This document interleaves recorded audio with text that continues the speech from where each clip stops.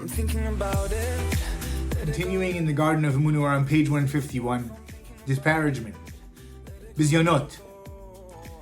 Bizionot are a very difficult thing to endure for anybody who's receiving them. For whatever reason they are, they're not the greatest gift to mankind. So they actually hurt the most for some reason.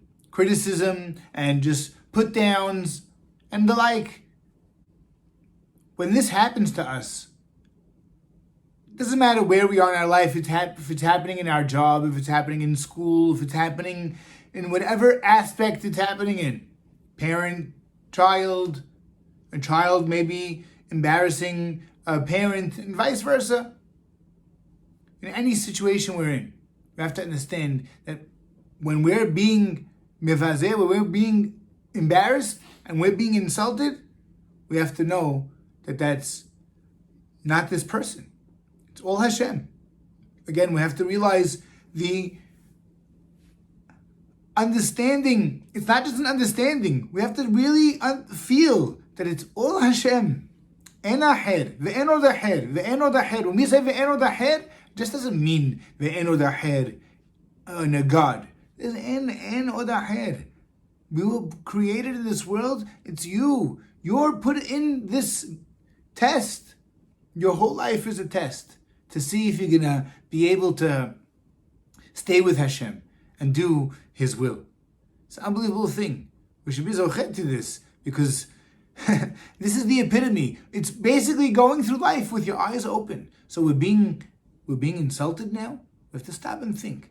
It's not this person. Remember all the background that the rabbi gave us until now. That what? That there's nobody else to blame.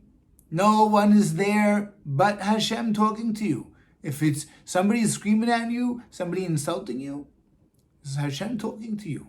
This is not the person. We're not allowed to answer back. We can't tell that person anything.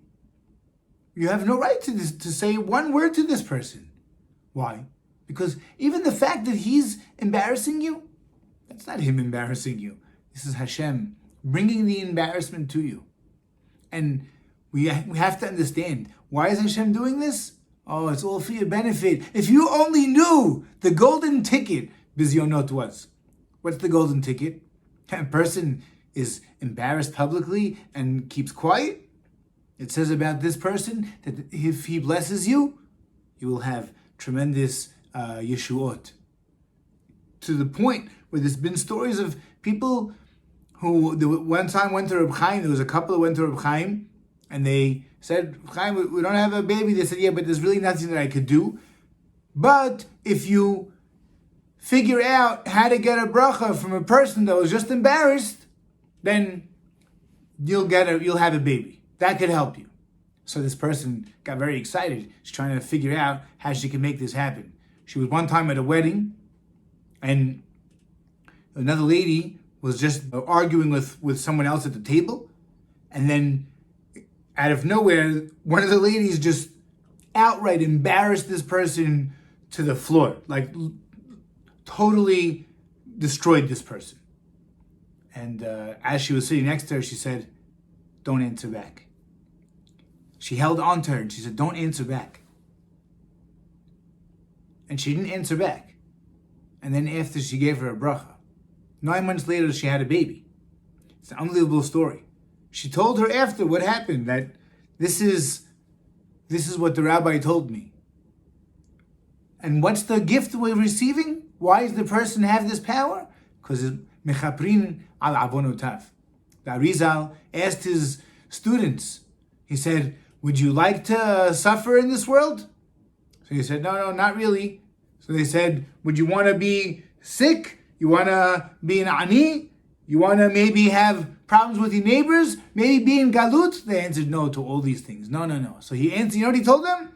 He said, so accept things with love. Accept the bizionot with love. And all the suffering with love. You know what's going to happen? And then everything else, Hashem doesn't have to take it out on everything else. Hashem doesn't have to do all those other things. It's also like, we learned this from David HaMelech, how to act and how to not answer back to people when they're insulting us or hurting us. when David HaMelech was on the run from his son. If anybody has what to complain about, David HaMelech is a good character in the Torah to look at and understand that we have nothing to complain about. David HaMelech, with all of the tzarot he had in his life, was constantly just thanking Hashem. So too, running away from his son, he's thanking Hashem. Mizmor David b'borcho me'Avshalom beno. So at that point, Shim'i ben Gera gets up, and who's part of Avshalom's crew, and on the way of David HaMelech is leaving, he starts to totally embarrass him, and he threw even avanim at him.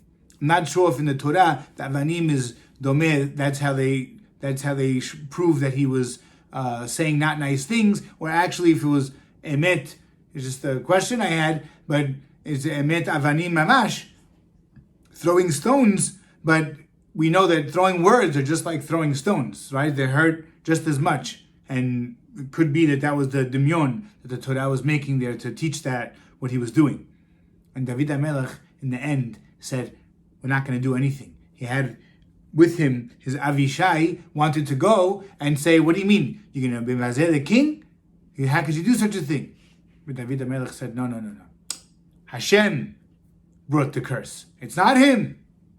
This is unbelievable. And this is David HaMelech. David HaMelech, at that point, fine, maybe you could say that he forgot about where he came from and forgot about all the tzaros, and now he's the king.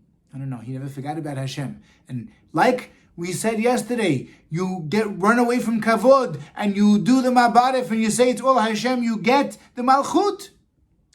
With this also, gives you the malchut. When you understand that this is not you and you keep quiet, this is Hashem talking to you, this is also the malchut. That's what gave David HaMelech the right to continue the malchut and not to lose it all the way down until Mashiach ben David. Be'ezrat Hashem b'mhera b'yameinu amen.